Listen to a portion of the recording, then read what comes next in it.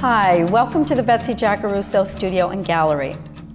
Today I'm going to be taking you through a set of basic tutorials for the beginner watercolorist.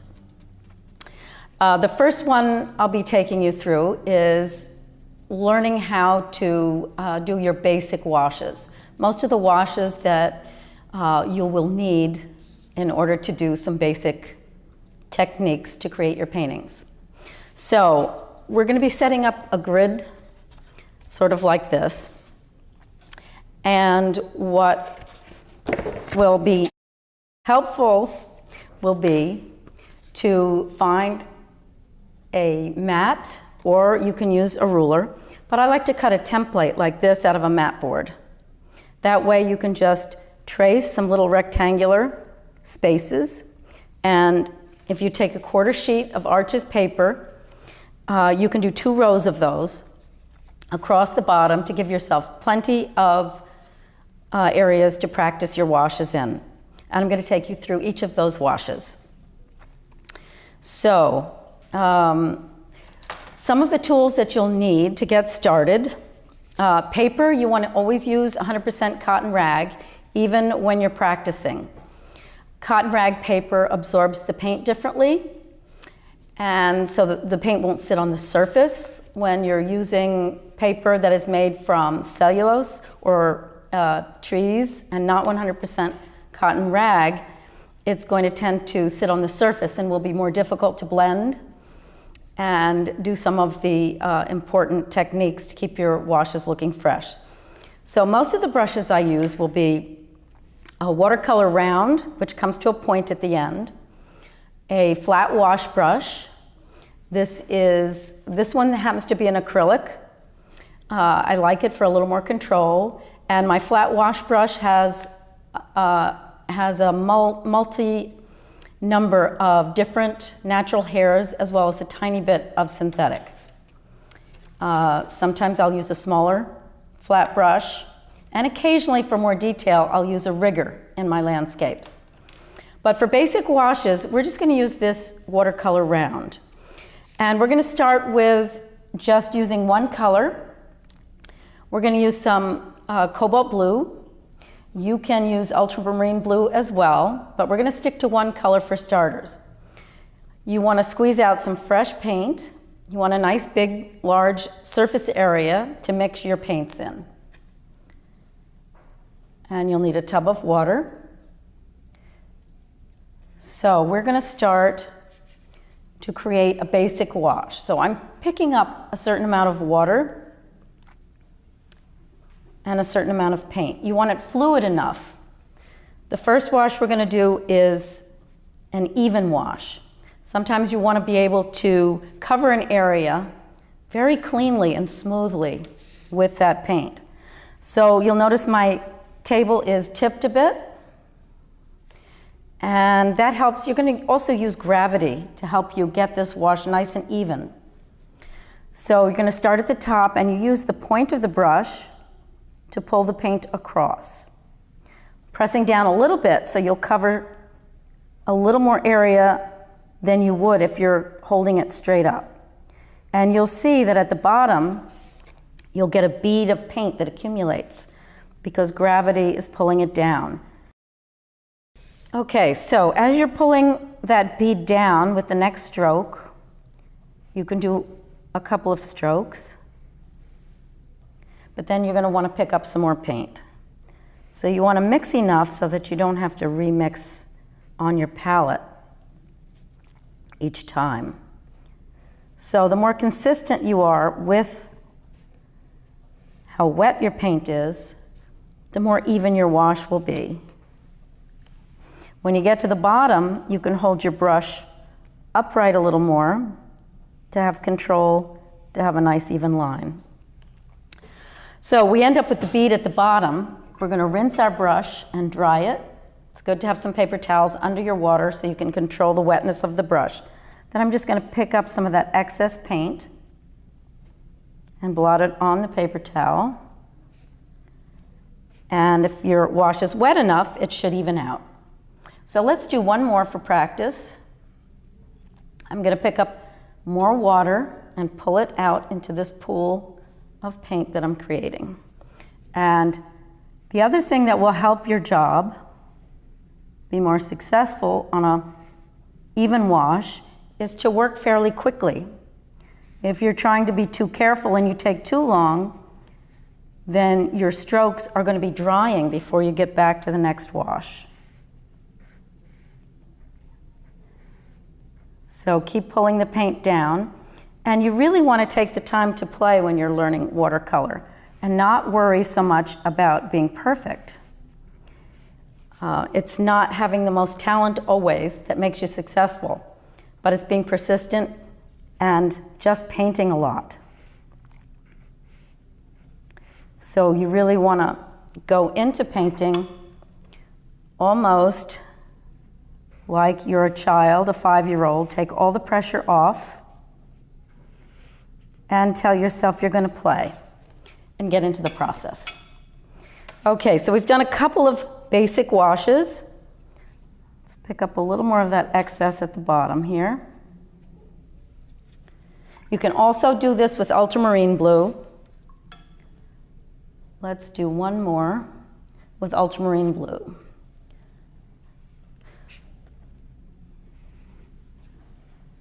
It's a little deeper in color. Some pigments do behave a little differently than others, so it's also good to experiment. Don't worry about the edges being so perfect. Just focus on trying to keep it fluid and create enough of a pile of paint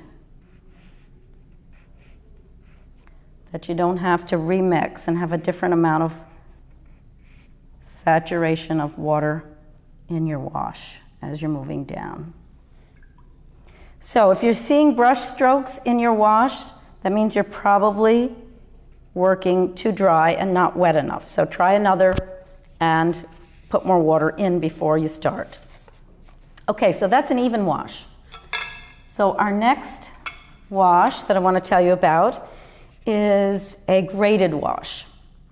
I like to explain sometimes why or when we might use a particular wash. So a graded wash, I use a lot in the sky when I'm doing landscape.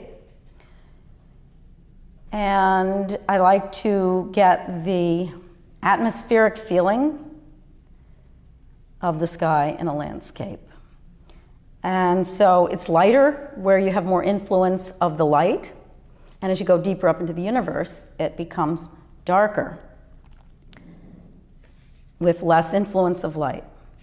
So there's a couple ways you can do this. I'm going to start by going darker at the top. You're only going to be able to go so dark with cobalt. If you use ultramarine, you'll get a little darker. But the point is to go from dark to light. So I will do a few strokes across. Maybe a third of the way down, I'm going to dip my brush once in the water and just strike it on the side to release some of that water before I go back in, and then do a few more washes across. Dip again and scrape on the side and keep pulling the paint down. And then at the end, I'm going to rinse it off completely, dry it off a bit, and then pull the rest down. So it's a graded wash. So let's try that one more time. And starting at the top, dip and scrape as you move down. Dip and scrape. Dip and scrape. So this one's got a little variation because I'm a little too wet. So you can just keep practicing those. Another way you can do this is just start light and work to dark, which is my favorite way to do a graded wash for a sky and a landscape. So I might take a very pale wash and start at the bottom and work my way up. And gravity will still help me because it's still going to help to dissipate down, the pigment will dissipate down and blend with the stroke before. Now I'm going to pick up a little more paint and put it in with the first lightest wash I created on my palette and bring that in and keep working my way up, do a couple of strokes, take a little more paint, mix it in, make that first light wash even darker, and continue to work up, getting darker each time. And then for the very last, I can pick up a little pure pigment for the last couple strokes.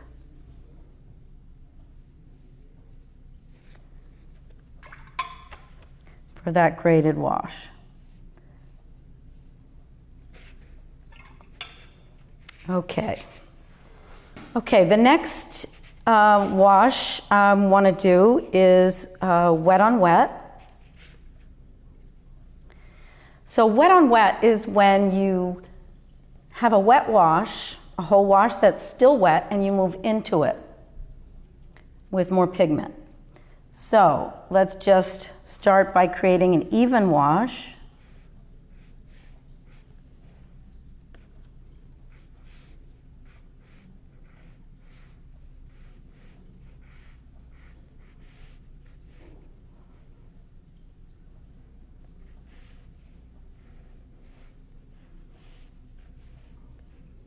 And if you have little bits of the paper showing through, that means you're too dry, because that's called dry brush, when it skims across the slightly rough surface of the paper. And that's a good technique actually to use for sparkles on water, but that's not what we're after here. So now I have this wet wash, and I can go into it with darker paint.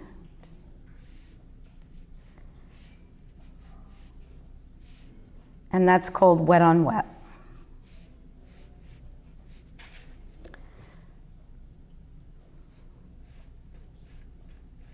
And you can do varying values within it.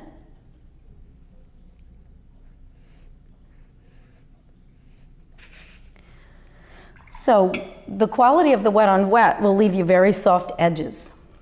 So what we're going to do next is we're going to do a couple of colors. So a graded wash with one or two colors. So let's start with some yellow. I'm going to use Aurelian, which is a cool transparent yellow.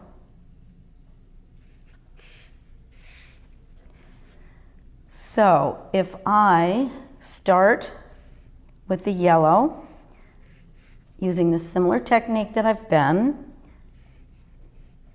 just pulling the paint down, and I can go about halfway down, or let's go 3/4 of the way. And then I'm going to pick up some blue paint and move into it. I'm just going to blend this a little. So midway, they're going to overlap. And you're going to get the blend of colors as a green. Then I'm going to go a little darker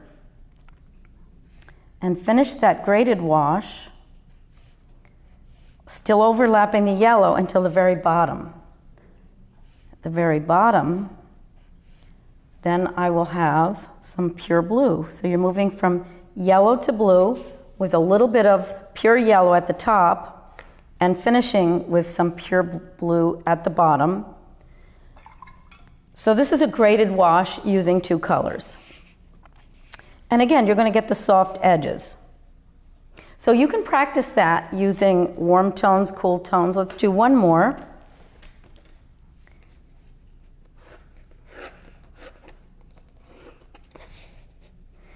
And this time, let's use a color triad.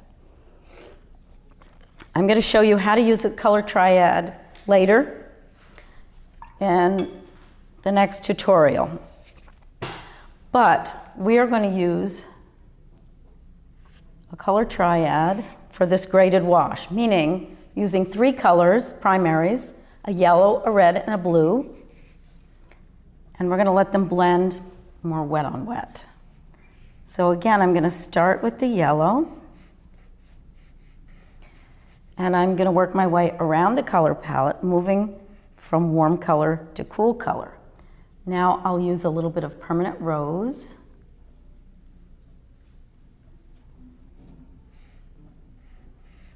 Permanent rose is a good basic red to have on your palette because you can make purples and you can also make oranges by mixing it with yellows.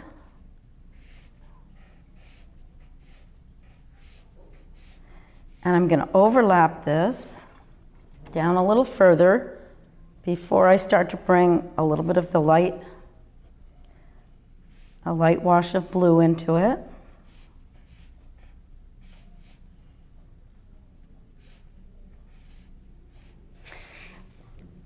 So you can see how this is a great technique to use if you're doing sunsets. I might start with the lighter colors at the bottom and work my way up. Say if I'm doing a sunset, actually the influence of the sun sometimes will begin with the pink or red. It could be an orange or red as well.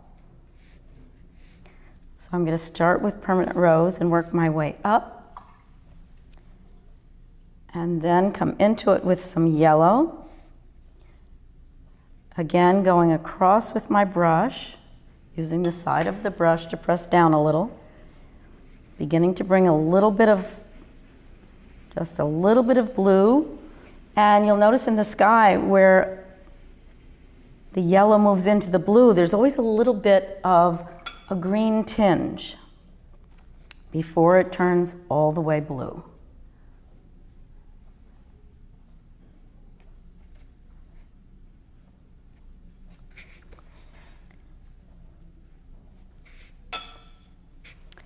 So if I wanted to suggest this to be a landscape, I could suggest a landmass in the foreground. Okay, so those are some of the basic washes. I'm going to finish up with one more, and then we're going to talk a little bit about value. One more technique before we move on to value is glazing. Glazing is when you lay a wash of pigment over another wash that's already completely dried. So I'm going to take a little ultramarine and just put a swath right across one of my basic washes, even washes that's dried. So what it does is it gives it a kind of a feeling of stained glass. You have layers, and you can see the layers underneath. And you can do it with different colors. I can do it with the permanent rose. I can do it with the yellow. So when I do it with yellow, I'm going to get a green. And you'll get variations on color. Laying a yellow over a green, for example, or a pink over a blue is going to give you a purple. But that's going to be very different from the purple where you mix both colors together. So mix a little together on your palette and you'll see. So sometimes I would use a glaze if I want to put a cast shadow on the side of a building. I might paint the building with the first lightest wash I see on the building, on the whole thing. And the side that might be in shadow, I could put a glaze on it. After it's dry, I'd come back and lay another layer on top. So you have 2 layers, and that's going to make the value darker and have it appear in shadow. So that's just one of the uses that you might use that technique with. All right, the other thing that I wanted to touch upon are values. Values are really important in painting. They're the structure of a good painting and composition. So practicing paying attention to varying values is really important. If all the values are the same in a painting, that painting's going to be very flat. You could still have a very light painting and still have some variation in value. You could also have a very dark painting, but without a little bit of light and medium value, the dark is not going to have as much power. So learning how to use your values is so important. So let's start with a value grid. You can just separate some little squares on the right of your page. And actually, let's start with the darkest first. So just take some pure paint, and you can adjust these because it's really hard to calibrate from light to dark perfectly without having to make any corrections. So I'm going to shoot to go just a little bit darker or a little bit lighter than my first wash. And these you can adjust. Feel free to come back in wet on wet and adjust these. You can even come back when you get the whole sequence done and adjust by putting a glaze over one of them if it needs to be a little darker. Okay, I'm going to do the third. So you can make 5 rectangles to do your value grid in. 5 or 6 will be fine. Again, using your brush at a little bit of an angle.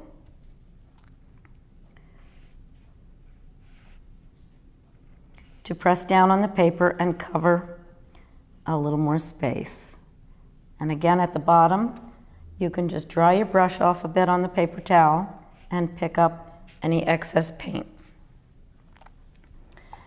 And then I'm going to add a little more water, pull out a little paint, and try to adjust a bit lighter.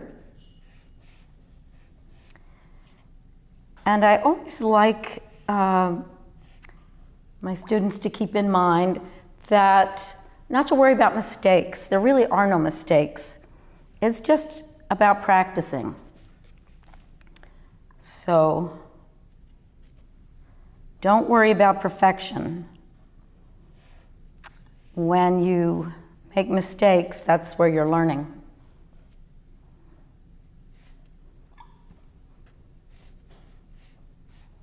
Now, if I wanted, I could do one more that's even lighter. And of course, the last one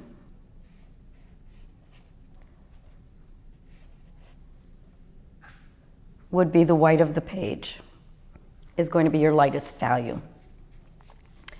Okay, so the only other thing that I'd like to mention about basic washes, and just thinking about some of the basics as you're moving into watercolor and trying it out, would be brushwork. So it's a good idea to take some time just to play with your brush and your paints. Take your time, but there are some things that you can do with just brushwork, such as how you use the brush. You can use it on its side like this. If, for example, let me get it a little wetter. It's always nice to have some variation in each stroke. So by using the brush on its side, I create some bolder strokes. And you see the pigment settling at the bottom adds a little variation. Then if I hold my brush straight up using the point more, I can create a suggestion of branches. And I can even create some leaves by using the shape of my brush. So you can play around with some of these techniques and just have a little fun doing it. So it's really just brushwork. If I turn my brush in the other direction, I will have the paint, instead of being darker on the end of the leaf shape, it'll be on the inside of the leaf shape. When you're doing things like leaves and organic things, you'll always want to think about alternating. In nature, everything grows in spirals, including your fingerprints, the hair on your head, the branches on a tree. So always alternate where you're putting your leaves and branches. I can even use the tip of my brush straight up again to connect those leaves to those little branches. Anyway, that's just an example of how you can play with your brushwork, your brush, to create some techniques as well. Okay, so that's an introduction to some basic washes with watercolor. My name's Betsy Giacaruso. And again, thanks for watching. We're here at Betsy Giacaruso Studio and Gallery on 43 East Market Street in the Courtyard in the heart of Rhinebeck.